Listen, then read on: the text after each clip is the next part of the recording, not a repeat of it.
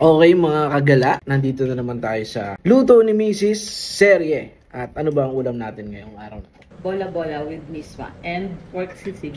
So titikman natin ngayon itong pork sisig muna.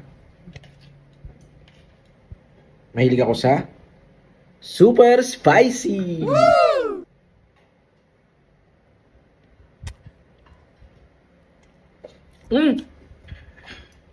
Yummy na. Yummy! Napapadalawang kain kagad.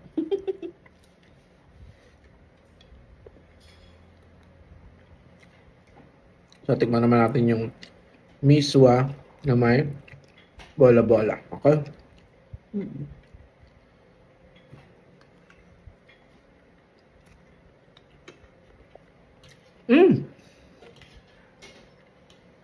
Ang sarap.